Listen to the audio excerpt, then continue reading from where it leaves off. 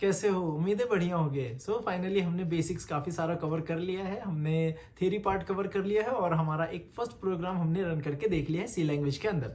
जहाँ पर हमने कुछ चीज़ें तो रन की, लेकिन हमें पता नहीं कि हमने अभी तक देखा ही नहीं कि उन चीज़ों का मतलब क्या होता है। बट हाँ, मैंने तुम्हें बताया था कि इस वीडियो में हम वो सारी चीज़ें कवर करने वाले हैं। जैसे हमने बॉयलर प्लेट कोड यूज़ किया, उस बॉयलर प्लेट कोड में किस चीज़ का क्या मतलब है, किसे क्या कहा जाता है और किसका क्या बिहाइंड द सीन होता है। ये सारी चीज़ें हम इस वीडियो में समझने वाले हैं। कुछ लोग एक्साइटेड थे कि शायद यहाँ पर कुछ एडवांस पार्ट आएगा, या कुछ लोग सोच रहे होंगे कि हाँ, अब 2 पार्ट हो गया है, बेसिक्स हो गए हैं, अब एडवांस पार्ट स्टार्ट करो। तो एडवांस पार्ट स्टार्ट करने में प्रॉब्लम ये आता है कि जो बिगिनर्स है उनका क्या होगा। अगर जो जिन्हें एडवांस आता है, जिन्हें बेसिक सारा आता है, वो लोग चाहें तो कमेंट कर दें कमेंट सेक्शन में, ताकि मैं जो है तुम्हारे लिए एक नई प्लेलिस्ट बना सकूं जहां पर मैं एडवांस पार्ट कवर करता रहूं। जैसे बेसिक्स हो जाए हमारा, उसके बाद में उस बेसिक्स को और उस एडवांस को एक साथ मर्ज कर दूं, जिससे हमारा पूरा प्लेलिस्ट कंप्लीट हो जाएगा और सी लैंग्वेज भी जो है वो हमारा कवर अप हो जाएगा। मैं कहूँगा कि पेशेंस रखो, थोड़ी बहुत नई चीज़ें यहाँ पे भी तुम्हें मिलने वाली हैं, जो तुम्हें शायद किसी इंटरव्यू में काम आए या फिर किसी कॉलेज में काम आ जाए। जो लोग कॉलेज स्टूडेंट्स हैं उनके लिए कॉलेजेस में प्रैक्टिकल्स वगैरह में काम आ जाएगा। तो यही अभी फ़िलहाल मेरा स्कोप है और यही सारी चीज़ें मैं लेकर चल रहा हूँ, ताकि हर किसी को हेल्प होती रहे। और ये जो कोर्स है as it is beginner friendly होने वाला है। तो चलो स्टार्ट करते हैं और चलते हैं हमारे कंप्यूटर स्क्रीन पे, जहाँ पे हम सब कुछ डिटेल में समझने वाले हैं और सब कुछ बिहाइंड द सीन भी समझेंगे। चलो चलते हैं कंप्यूटर स्क्रीन पे। ओके, सो हम हमारे कंप्यूटर स्क्रीन पे आ चुके हैं, स्टाइलस मैंने ले लिया है। अब हम लोग क्या समझने वाले हैं, हमने देखा था पिछले लेक्चर के अंदर कि किस तरह से ये बॉयलर प्लेट कोड रन किया जा रहा है। ठीक है, ये हमें पता था कि ये बॉयलर प्लेट कोड है जो हमें रिक्वायर्ड होता है, और उसके बाद में यहाँ पर हमने प्रिंटफ में हेलो ऑडियंस लिखा था, जो कि रन करके भी हमने देख रखा था। बट प्रॉब्लम ये है कि हमें ये नहीं पता कि ये चीज़ें हैं क्या, ये किस तरह से रन हुई, क्या यहाँ पर किस चीज़ का क्या फंक्शन है, ये रिटर्न जीरो क्या है, इंट मेन क्या है, और यहाँ पर इस तरह से राउंड ब्रैकेट्स क्यों लगाया गया और यहाँ पर करली ब्रेसेस क्यों लगाया गया। हाँ, बहुत सारे लोग हैं जिन्हें पता है, बट बहुत से ऐसे लोग भी हैं जिन्हें नहीं पता। अब मैं तुम्हें ये सारी चीज़ें डिटेल में बताने वाला हूँ। सबसे पहले हम लोग देखेंगे कि ये हैश इंक्लूड का क्या मतलब होता है।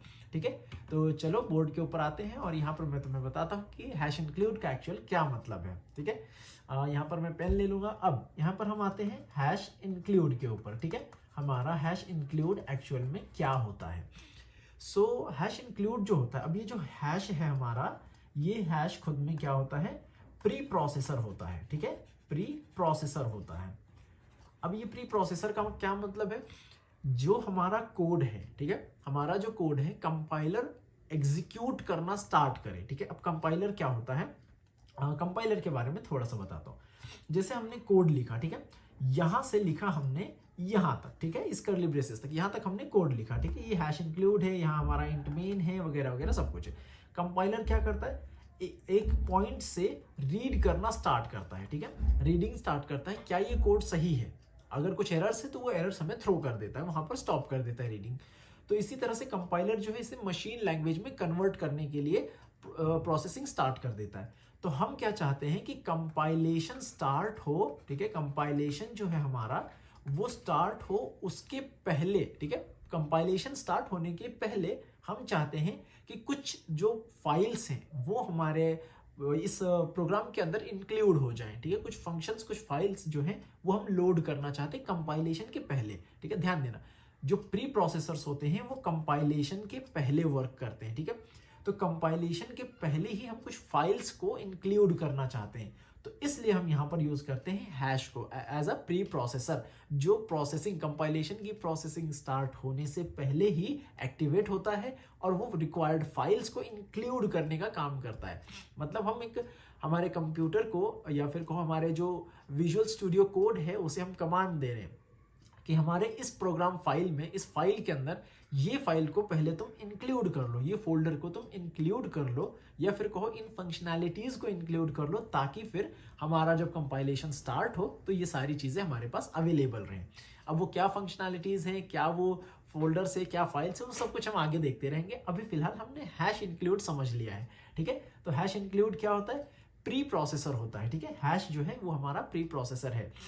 अब ये जो इंक्लूड है, इसका बेसिक सा मीनिंग है कि ये चीज को इंक्लूड कर लो। ठीक है, प्रोसेसिंग होने से पहले ही, कंपाइलर की प्रोसेसिंग होने से पहले फाइल को इंक्लूड कर लो। कौन सी फाइल को इंक्लूड करना है, बाय द वे मुझे सर्दी है तो मेरी आवाज़ शायद थोड़ी अलग आ रही हो, या बीच बीच में मैं अटक जा रहा हूँ, ठीक है। पानी लेकर बैठा हूँ मैं, बट ठीक है। वैसे आज का मौसम काफ़ी अच्छा है यहाँ पर। तुम्हारे यहाँ पर कैसा है कमेंट में ज़रूर बताना, ठीक है। चलो, अब ये हैश तो हमें समझ में आ गया। अब हमें इंक्लूड क्या करना है, हमें इंक्लूड करना है कुछ फाइल। अब फाइल किस तरह से यहाँ पर लिखी जाती है, अब ये कौन से फाइल्स होते हैं, एक्चुअल में ये लाइब्रेरी फंक्शंस होते हैं, ठीक है। लाइब्रेरी फंक्शंस इन्हें कहा जाता है, या फिर कुछ लोग इसे हेडर फाइल्स भी कहते हैं, दोनों भी नाम है, ऐसा कुछ लोग नहीं, मतलब हेडर फाइल भी कह सकते हो तुम और लाइब्रेरी फंक्शंस भी कह सकते हो, बट एक्चुअल में ये खुद में ही एक हेडर फाइल ही है, ठीक है। लाइब्रेरी फंक्शन कुछ लोग बोल देते हैं, बट ये हेडर फाइल्स है, ठीक है। क्योंकि ये .h एक्सटेंशन के साथ क्लोजिंग होते हैं, ठीक है। जैसे हम यहाँ पर कौन सा यूज कर रहे हैं, stdio.h, ठीक है।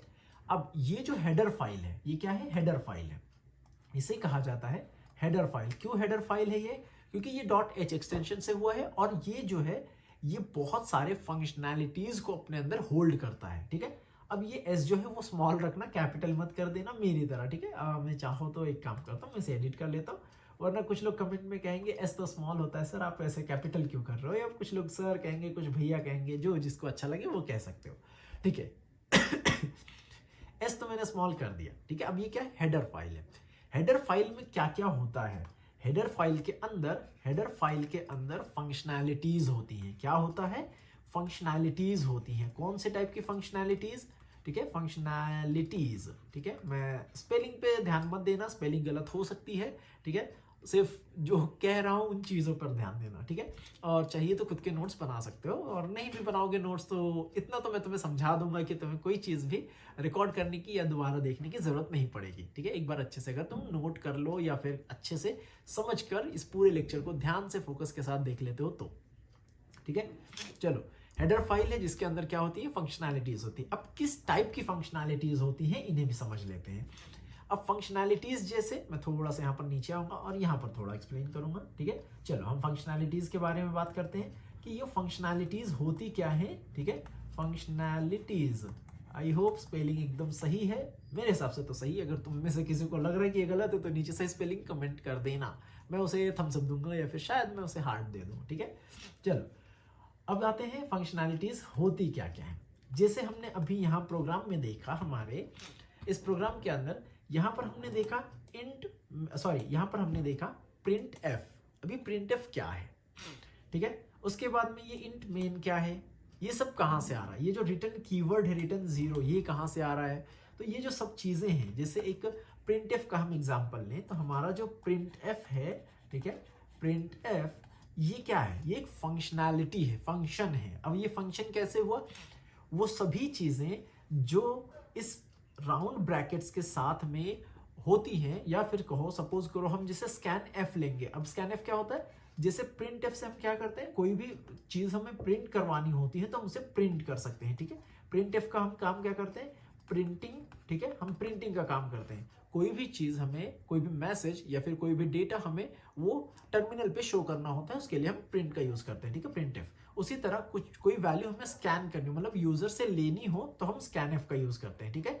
फॉर स्कैनिंग कह सकते हैं हम, स्कैनिंग के लिए अभी कहते हैं, ठीक है। सैकनिंग नहीं, स्कैनिंग होता है। मेरी स्पेलिंग्स काफ़ी गलत होती है, उसके लिए मैं कुछ नहीं कर सकता, ठीक है। स्कैनिंग, ठीक है। इसकी स्पेलिंग पक्का गलत होगी, मुझे नहीं पता, ठीक है। चलो, अब ये भी क्या है, फंक्शन है। तो जो फंक्शंस होते हैं वो किसके साथ होते हैं, वो हमेशा राउंड ब्रैकेट्स के साथ होते हैं, ठीक है। राउंड ब्रैकेट्स के साथ जो भी लिखा जाता है वो फंक्शन होता है। अब हमारा इंट मेन देख लो, इंट मेन क्या होता है, इंट मेन भी हमारा क्या है, एक फंक्शन है। क्यों, क्योंकि वो राउंड ब्रैकेट्स के साथ लिखा जाता है, ठीक है। आई होप तुम्हें फंक्शनैलिटीज समझ में आ रही होगी।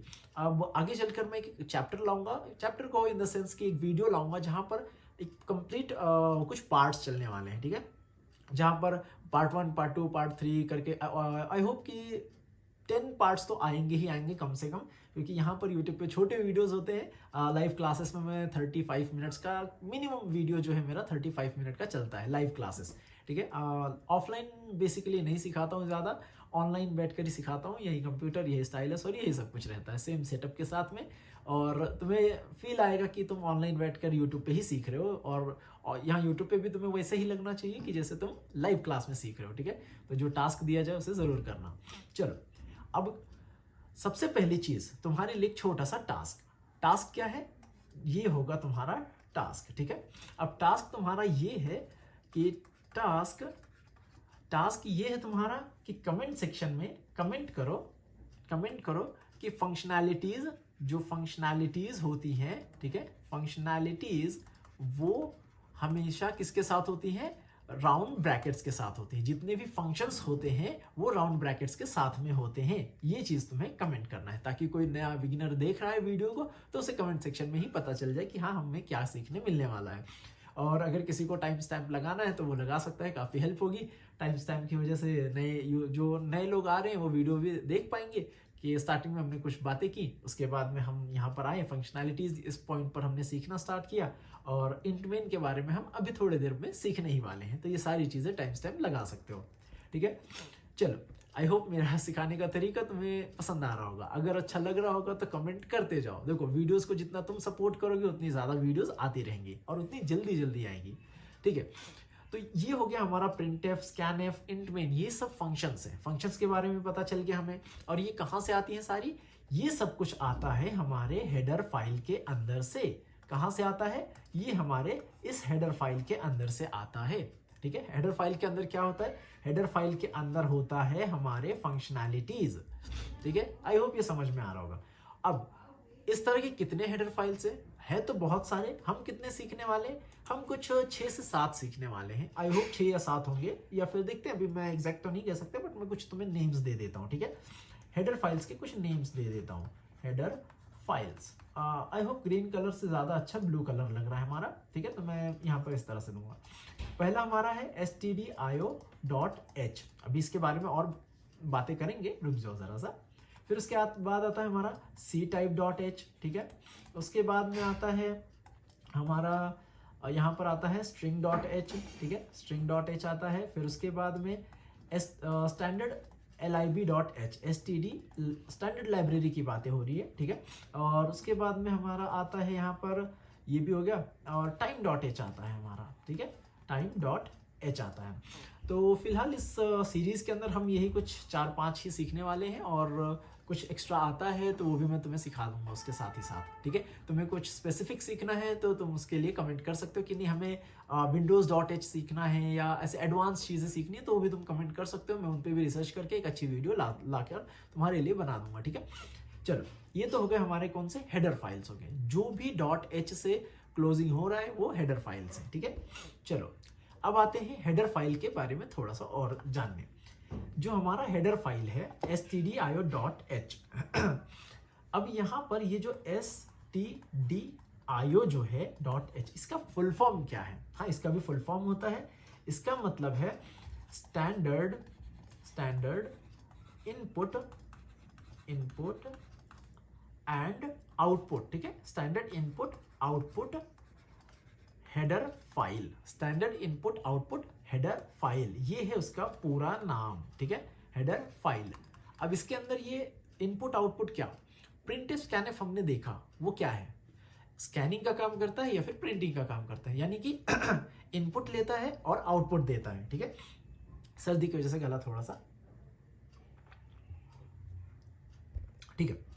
तो जो इनपुट और आउटपुट का काम है वो कहाँ से आ रहा है, वो प्रिंटफ और स्कैनफ कहाँ से आ रहे हैं, वो आ रहे हैं इस फाइल के अंदर से, इस हेडर फाइल के अंदर से आ रहे हैं। अब समझ में आ रहा है, अब बिहाइंड द सीन समझ में आ रहा है, अब क्लियरिटी भी आ रही हो कि अच्छा ये यहाँ से आ रहा है। ऐसे नहीं कि सिर्फ किसी ने बता दिया कि नहीं हेडर फाइल हम इसलिए यूज करते ताकि हम प्रिंटफ स्कैनफ यूज कर सकें, नहीं, उसका फंक्शन क्या है, उसका नाम क्या है, ये सब कुछ अब हमें पता चल गया, ठीक है। तो अब क्या होगा, अब हमें क्लियरिटी भी ज़्यादा आ गई है कि हाँ पहले से ज़्यादा क्लियर है। ये होता है बिहाइंड द सीन समझना, ठीक है। तो अब ये तो हो गया हेडर स्टैंडर्ड और stdio.h के बारे में। अब बचा क्या हमारा, इंटमेन के बारे में। अब इंटमेन क्या होता है, अब इसके अंदर वैसे और भी हम डेप्थ में जाएंगे इनपुट आउटपुट के बारे में। यहाँ पर मैं तुम्हें पुट एस के बारे में सिखाऊंगा, गेट एस के बारे में सिखाऊंगा, पुट कैर के बारे में सिखाऊंगा, उसके बाद में पुट एस के बारे में सिखाऊंगा। अब ये सब क्या होते हैं, कैसे होते हैं, ये आने वाली वीडियोस में हम ज़रूर सीखेंगे, ठीक है। हाँ, पर ये सब चीज़ें मैं ज़रूर सिखाऊंगा तुम्हें। उसके बाद में फिर अब आते हैं इंट मेन के ऊपर, थोड़ी सी चर्चा इंट मेन के ऊपर भी बनता है, ठीक है। अब आते हैं हम लोग इंट मेन के अंदर। अब इंट मेन होता क्या है, ठीक है। पहली चीज़, ये जो पार्ट है ये तो एक फंक्शनल है, ठीक है, ये फंक्शन है। ये क्या है, फंक्शन है। अब ये फंक्शन किस टाइप का फंक्शन है, ये यूजर डिफाइंड फंक्शन है, ठीक है। ये यूजर डिफाइंड फंक्शन है, मतलब कैसे यूजर डिफाइन, ये यूजर ये हमने डिफाइन किया है, ठीक है। अब ये जो इंट है ये क्या है, कुछ लोगों को पता होगा, जिन्हें नहीं पता उनके लिए तो मैं यहाँ पर हूँ ही। तो इंट जो हमारा होता है इसे कहा जाता है डेटा टाइप, ठीक है। डेटा टाइप कह लो या फिर कहो रिटर्न टाइप इसका, ठीक है। रिटर्न टाइप कहो या डेटा टाइप। ये कुछ ज़्यादा गंदा हो गया है, मैं इसे दोबारा से लिखना चाहूँगा, ठीक है। इतना भी गंदा नोट्स हम नहीं बनाएंगे, ठीक है। नोट्स बनाने में बहुत अच्छा हूँ, ठीक है, बहुत अच्छा हूँ मैं अच्छे नोट्स बनाता हूँ, ठीक है। Data type. अब डेटा टाइप्स और क्या क्या होते हैं, टेंशन मत लो, अगली वीडियो डेटा टाइप्स और वेरिएबल्स के ऊपर ही होने वाला है, ठीक है। तो वहाँ पर हम डिटेल में समझ लेंगे इस चीज़ को। तो अब ये यूजर डिफाइन होता है। अब सबसे इंपॉर्टेंट चीज़ जो शायद तुम्हें एग्जाम्स में पूछा जा सके, या कुछ एग्जाम्स में पूछे जाते हैं और वाइवा वगैरह में भी बहुत पूछा जाता है, ठीक है। अगर तुम प्रैक्टिकल एग्जाम दोगे तो वहाँ पर ज़रूर पूछा जाएगा। इंट मेन जो होता है हमारा, ये होता है हमारा point of execution, point of execution, ठीक है। आई होप एग्जीक्यूशन की स्पेलिंग में सही लिखूंगा, हाँ ये सही स्पेलिंग है, प्राउड टू बी स्पेलिंग को अच्छा लिखने के लिए, ठीक है। चल, अब ये पॉइंट ऑफ एग्जीक्यूशन होता है जो हमारा कंपाइलर, अभी थोड़ी देर पहले हमने कंपाइलर के बारे में थोड़ी सी बात की थी। ये हमारा कंपाइलर जो है, ये जो कंपाइलेशन होता है कंपाइलर करता है, वो कहाँ से स्टार्ट करता है, अगर तुम ध्यान दो तो मैंने इस ब्रैकेट के ऊपर यहाँ पर पॉइंट किया हुआ था कि यहाँ से कंपाइलेशन स्टार्ट होता है। हाँ, तो हमारा जो पॉइंट ऑफ एग्जीक्यूशन है वो यहाँ से स्टार्ट होता है इंट मेन के अंदर। अब जब भी कोड हमारा जैसे ही हम रन करते हैं तो क्या होता है, जो हमारा इंट मेन होता है, इंट मेन इसके ऊपर हमारा जो कंपाइलर है, ठीक है, कंपाइलर जो है वो यहाँ पर आता है, ठीक है। कंपाइलर यहाँ पर आया, उसके बाद में यहाँ से इस ब्रैकेट्स के अंदर, इन ब्रैकेट्स के अंदर जितने लाइंस ऑफ कोड्स लिखे हुए हैं सबको जिस मैनर में, जिस फॉर्मेट में लिखा गया है उसी फॉर्मेट में एक वन बाय वन एग्जीक्यूट करते जाता है, ठीक है। जैसे ये जो है हमारा लाइन नंबर 1, हमने यहाँ पर क्या लिखा था, सपोज करो हमने प्रिंट एफ लिखा और यहाँ पर हमने कुछ तो भी प्रिंट करा दिया। अब ये प्रिंट जब हमने कराया तो ये जो प्रिंट कराया है, अब यहाँ पर कंपाइलर आया, इसके अंदर आया इंट मेन के अंदर, इंट मेन के अंदर से उसके बाद में गया, उसे पहली लाइन मिली प्रिंट एफ, उसने वो मैसेज प्रिंट कर दिया, कहाँ पर, टर्मिनल पर, ठीक है, टर्मिनल पर उसने प्रिंट कर दिया। फिर उसके बाद में कंपाइलर लाइन बाय लाइन जो है सारी चीज़ों को रीड करते जाता है, जहाँ एरर मिलता है वहीं पे वो स्टॉप हो जाता है, हमें एरर थ्रो करता है, कहाँ पर, वो भी टर्मिनल पर ही एरर थ्रो कर देता है, ठीक है। चलो, अब ये तो समझ में आ गया कि पॉइंट ऑफ एग्जीक्यूशन क्या है हमारा। कमेंट सेक्शन में बोलो पॉइंट ऑफ एग्जीक्यूशन क्या है हमारा। हाँ, यही, ये चीज बोलो नहीं, कमेंट सेक्शन में जाकर कमेंट करो, इससे तुम्हारी भी प्रैक्टिस होगी और इंटरेक्शन बना रहेगा तो सीखने में मजा भी आएगा, ठीक है। चलो, ये हो गई हमारी बात इंट मेन के बारे में। हमने क्या क्या अभी तक देख लिया, हमने यहाँ पर प्रोग्राम पर आते हैं। हमने देखा कि इंट मेन हैश इंक्लूड क्या होता है, stdio.h क्या होता है, उसके बाद इंट मेन क्या होता है, printf क्या है, उसके बाद में अब बचा हमारा रिटर्न 0 और एक पार्ट वो है सेमीकोलन। हाँ, सेमीकोलन भी काफ़ी अच्छी चीज़ है, ठीक है, इसकी भी काफ़ी अच्छी बातें कर सकते हैं हम। तो अब हम बात करते हैं हमारे रिटर्न 0 के ऊपर। लास्ट टाइम भी मैंने तुम्हें बताया था कि यहाँ पर अभी जैसे मैंने तुम्हें बताया, ये रिटर्न टाइप, डेटा टाइप को रिटर्न टाइप भी कहा जाता है, मतलब किस टाइप की वैल्यू को ये रिटर्न करने वाला है ये भी कहा जा सकता है उसे, ठीक है। फिलहाल यहाँ पर रिटर्न 0 का जो मतलब होता है, रिटर्न 0 इसका मतलब होता है कि एक कंपाइलर हमारा जो प्रोग्राम है वो बिना किसी एरर के एग्जीक्यूट कर दे, ठीक है, एग्जीक्यूट विदाउट एरर, ठीक है, 0 एरर्स के साथ में एग्जीक्यूट कर दे, ठीक है, एग्जीक्यूट विदाउट एरर, ठीक है, बिना एरर के इसे एग्जीक्यूट कर दे, ठीक है। बोलते हुए लिखना थोड़ा टफ होता है, बाकी यूट्यूबर्स को देखकर समझ में आया कि काफ़ी इजी होता होगा, लेकिन आज खुद से लिखने पे पता चल रहा है कि हाँ थोड़ा हार्ड होता है बोलते हुए लिखना, ठीक है। तो ये इसका काम होता है, इतना ही बताना कि ये प्रोग्राम को बिना एरर के एग्जीक्यूट कर दिया जाए, ठीक है। अब ये जो सेमी कॉलन है इसका क्या मतलब है, ये किस काम आता है? तो जब हमारा कंपाइलर यहाँ पर आया, यहाँ पर इसने रीडिंग स्टार्ट की, इसने पहली लाइन रीड कर ली, लेकिन कंपाइलर को ये नहीं पता होता है कि सेकेंड लाइन हमें कब रीड करनी है, उसे नहीं पता होता है। वो क्या करता है, line by line reading start कर देता है और एक के बाद एक लाइन जो है रीड करते जाता है। लेकिन वो कब दूसरी लाइन पे जंप करता है, जब उसे ये बताया जाता है कि ये लाइन यहाँ पर एंड हो रहा है। तो सेमी कॉलन का काम क्या होता है, एंड ऑफ लाइन को बताना, एंड ऑफ लाइन को बताना। किसे बताना, कमेंट करो, किसे बताना, कंपाइलर को। किसे बताना, कंपाइलर को, कि क्या यहाँ पर लाइन एंड हो रही है, अब तुम कहाँ पर जाओ, सेकेंड लाइन पर जाओ और सेकेंड लाइन पर जाकर उसी जो है रीड करो, अगर वो सही है तो उसे एग्जीक्यूट कर दो, वरना फिर एरर थ्रो कर दो। ठीक है, तो इस तरह से जो है ये हमारा प्रोग्राम चल रहा है। आई होप कि ये प्रोग्राम तुमने खुद से भी लिख कर देखा होगा। और सेटअप के रिगार्डिंग हमने सेटअप पे कुछ ज़्यादा चर्चा की नहीं थी, तो अगर तुम चाहते हो कि मैं proper setup step by step करके बताऊं तो कमेंट सेक्शन में बता देना, हम उसके लिए एक सेपरेट वीडियो बना देंगे, किसी शॉर्ट वीडियो में कवर अप कर लेंगे ताकि तुम्हारा भी टाइम ना जाए। तो ये तो हो गया हमारा बॉयलर प्लेट कोड के बारे में बातें और किस तरह से बिहाइंड द सीन काम हो रहा है। अब हम लोग जो है नेक्स्ट वीडियो में हम लोग क्या सीखने वाले हैं, नेक्स्ट वीडियो में हम लोग इन टॉपिक्स को कवर अप करने वाले हैं, जिसमें आता है वेरिएबल्स। ठीक है, अब वेरिएबल्स क्या होते हैं, किस टाइप के होते हैं, उसके बाद में जो हमारा डेटा टाइप का कंसेप्ट है। ठीक है, डेटा टाइप के बारे में हम लोग सीखने वाले हैं। ये दो टॉपिक्स हम नेक्स्ट वीडियो में कवर अप करेंगे। आई होप तुम्हें मज़ा आ रहा होगा, और ये सीरीज अगर तुम चाहते हो कंटिन्यू चलता रहे तो ढेर सारा प्यार करो, शेयर करो और लाइक कमेंट ये सारी चीज़ें तो चलने दो। और हाँ, सब्सक्राइब करना सबसे ज़्यादा ज़रूरी है, और इनसे भी ज़्यादा ज़रूरी चीज़ ये है कि जो चीज़ मैं तुम्हें कह रहा हूँ करने के लिए वो करते जाओ। जैसे मैंने तुम्हें कहा कि इंट मेन के बारे में लिखो कमेंट सेक्शन में, ये तुम्हारा टास्क है। उसके बाद मैंने तुम्हें पूछा कि ये जो हमारा सेमी कॉलन है ये किसे बताता है, एंड ऑफ लाइन है ये किसे बताता है, ये बताता है कंपाइलर को। तो जिस तरह से तुम अपने दिमाग में सोच रहे हो कि हाँ ये कंपाइलर इसका आंसर है, नहीं, कंपाइलर तो है इसका आंसर, ये तुम्हारे दिमाग में है। तुम मुझे बताओ कि हाँ यही इसका आंसर है, तो ये चीज़ कहाँ तुम बताओगे, कमेंट सेक्शन के अंदर। बाकी वीडियो अच्छी लगी हो तो शेयर कर दो। चलो मिलते हैं नेक्स्ट वीडियो में।